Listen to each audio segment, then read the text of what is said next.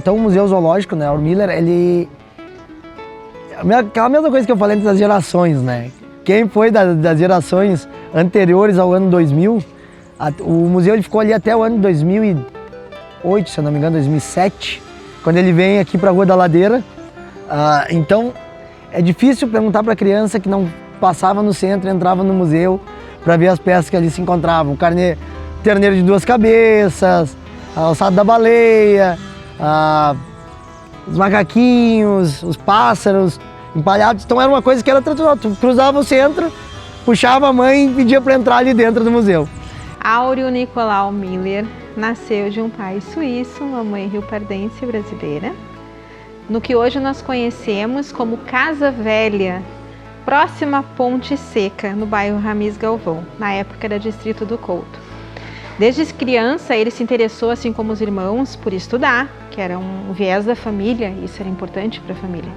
Então Áureo estudou no Colégio Anchieta, em Porto Alegre, onde conheceu o padre Pio Buck, e esse padre foi o fundador e diretor do Museu de Ciência do Colégio Anchieta. Ali iniciou o conhecimento e o interesse do Áureo por taxidermia, né, por espécies animais, por conhecer a natureza. Mais tarde, nos anos 44 e 45, ele fez parte da Força Expedicionária Brasileira, foi um dos nossos pracinhas. E no seu retorno para cá, foi feita uma festa belíssima no que hoje nós temos ainda como o Grêmio União, ali em Ramis Galvão. Essas comemorações, essas atividades, essa ligação dele com o Rio Pardo foi tão importante que ele se envolveu em causas cívicas. Era membro da Liga da Defesa Nacional, participava de campanhas sociais e campanhas civis na defesa da honra, na defesa do dever e do patrimônio de Rio Pardo também. Hoje nós estamos aqui no Museu Zoológico Tenente Áureo Miller, né? O Áureo Miller foi um militar, foi tenente, né, da Força Expedicionária Brasileira, da FEB, né? E ele tinha um grande sonho de criar um museu para difundir a cultura, a recreação e o turismo aqui no município de Rio Pardo. Por ser riopardense, né, ele se formou na URGS e ele dominava a técnica da taxidermia, que é a técnica de empalhar os animais.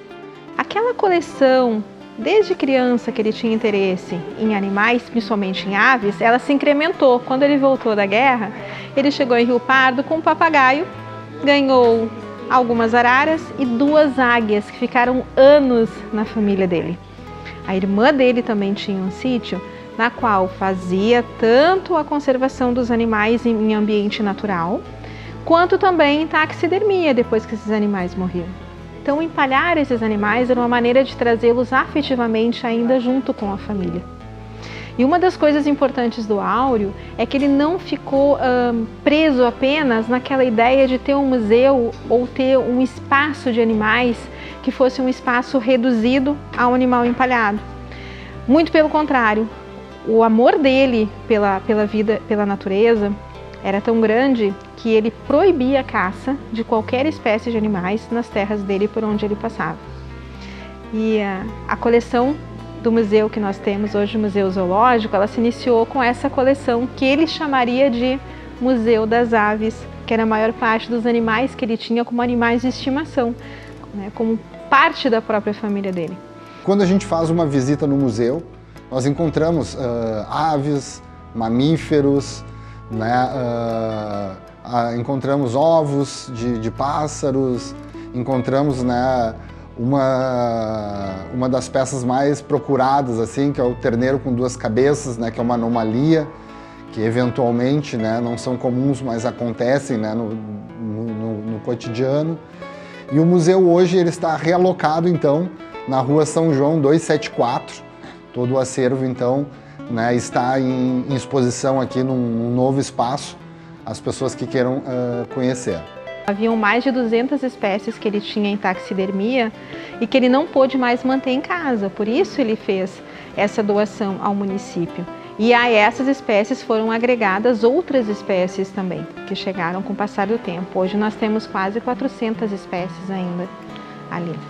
A coleção do Áureo Miller foi adquirida pela prefeitura, né, com esse compromisso, né, de manter as peças e de que elas ficassem à disposição, então, né, como foi dito, como um museu, para que as pessoas pudessem ver, né, e conhecer muitos animais e aves que eventualmente alguns deles já estão em extinção, inclusive, e só, né, infelizmente, dentro de um museu que nós conseguimos, né, visualizá-los.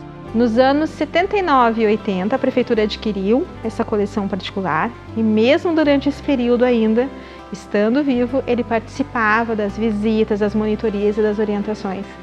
Auro Miller foi para Ramis Galvão e foi para Rio Pardo um exemplo de cidadão, um exemplo de civismo, um exemplo de defesa pelo ambiente e pela natureza. O Museu Zoológico não é um espaço onde estão os animais empalhados. O Museu Zoológico é um espaço onde estão boa parte da coleção daqueles animais que vivenciaram a família de Auro Miller. Eu digo que a gente tem algumas peculiaridades em Rio Pardo que outros municípios não têm. A gente vai para a sala de aula, eu digo como professor de história, e até pegar também a questão de professores de biologia, ciência. Tem coisas que se falam na escola e muitas vezes tu só fica na teoria com o aluno, né? Em Rio Pardo a gente tem essa riqueza. A gente pode pegar o aluno pela mão e levar ele lá no museu para conhecer. Pode levar no Museu Zoológico, pode levar no Museu Barão de Santo Ângelo, pode trazer aqui na Rua da Ladeira. E imagina, o museu está fechado em torno de 4 anos, o Museu Zoológico. A gente vê os índices de visitação, eram mínimos. Se a gente for pegar lá no início da década de 2000, eram milhares de pessoas que visitavam ao longo do ano. Hoje, se a gente tem uma centena, é muito, justamente por isso. Então ele tem um valor histórico, cultural e principalmente, eu gosto de tocar nisso, que é o sentimento, um valor sentimental, né?